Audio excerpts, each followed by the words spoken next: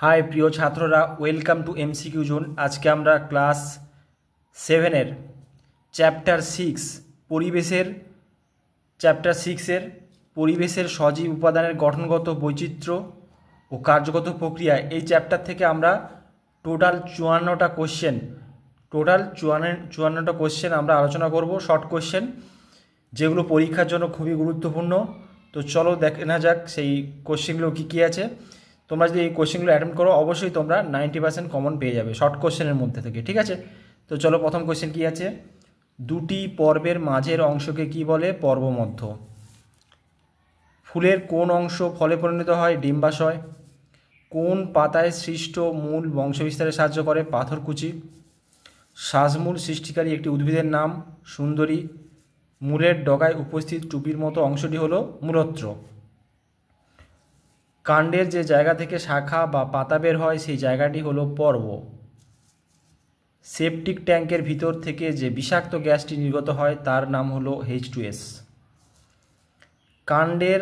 কাণ্ড ও শাখার মধ্যবর্তী কোণকে কী বলে? কক্ষ বলে।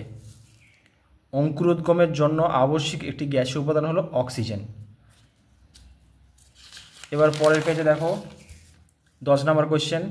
দুটি আলাদা গাছের ফুলের মধ্যে পরাগ মিলন হলে তাকে ইতর পরাগযোগ বলে। আমের বীজ দুটি বীজপত্র নিয়ে গঠিত।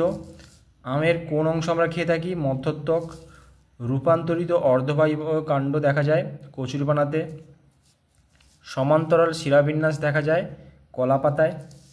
একটি যৌগিক পত্রের উদাহরণ হলো তেঁতুল। একটি একক পত্রের উদাহরণ হলো অশ্বত্থ। পরাগধানীতে থাকে পরাগরেণু। খাদ্য সঞ্চয় করে এমন একটি পাতা হচ্ছে ঘৃতকুমারী। ফুলের সবুজ ঘণ্টার মতো অংশটি বৃতি।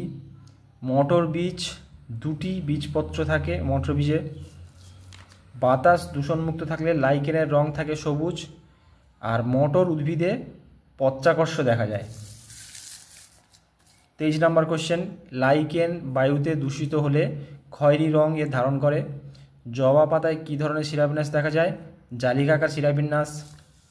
দুটি উদ্ভিদের নাম লেখো যাদের মূল আমরা খাদ্য হিসেবে খাই। গাজর বা মূলা। কেয়া গাছে ঠেসমূল দেখা যায়। কোন গাছে? কেয়া গাছে। কুমড়োর ফুল হলো একলিঙ্গ ফুল। যে প্রক্রিয়ায় পরিবেশে ফুলের গন্ধ বা ধূপকাঠি জ্বালালে সারা ঘরে গন্ধ ছড়িয়ে পড়ে তা হলো ব্যাপন। ফুলের সমস্ত পাপড়ি বা দলগুলি জুড়ে তৈরি হয় দলমণ্ডল। একটি গুচ্ছিত ফল হলো আতা। একটি সরল ফল হলো আম। একটি যৌগিক ফল হচ্ছে এঁচড়। পাতার প্রসারিত ও চ্যাপ্টা অংশকে কী বলে? পাতার ফলক বলে।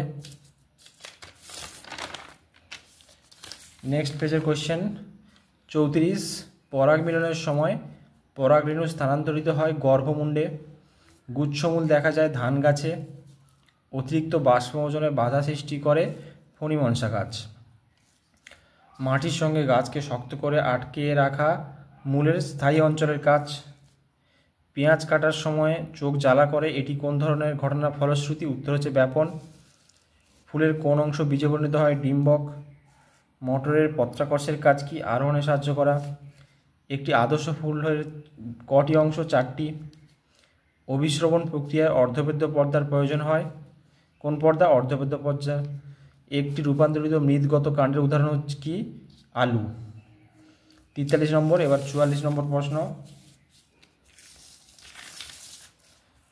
কোন গাছের পাতার শিরা বাড়ির ময়লা পরিষ্কার করতে কাজে লাগে? নারকেল গাছের পাতা। কুঁড়ি অবস্থায় ফুলকে ঢেকে রাখে কি? বৃতি। মানুষের জন্য উপকারী এমন একটি পোকা? মৌমাছি। ফল কাটলে যেসব ছোট ছোট মাছি উড়ে আসে তারা হলো ড্রসোফিলা। ম্যালেরিয়ার বাহক হলো অ্যানোফিলিস মস্কি। ঠিক আছে, এটা হচ্ছে অ্যানোফিলিস মস্কি হবে উত্তর। তারপর হচ্ছে জেকবসন অর্গান দেখা যায় কোন প্রাণীতে? সাপে। আমের আঁটি বীজকে ঢেকে রাখে। কাকে ঢেকে রাখে? বীজকে ঢেকে রাখে। একটি ফুলের সবচেয়ে বাইরের স্তবক হচ্ছে বৃতি। উদ্ভিদের পাতার প্রধান কাজ কি? সালোক সংশ্লেষ করা। তাপমাত্রা বাড়লে ব্যাপনের হার বৃদ্ধি পায়। আর পতঙ্গের দেহস্থিত নাইট্রোজেন ঘটিত উপাদান সংগ্রহ করে কোন গাছ? কোন পাতা? কলসপত্রী পাতা। তো এই পর্যন্ত ছিল 54টা কোশ্চেন।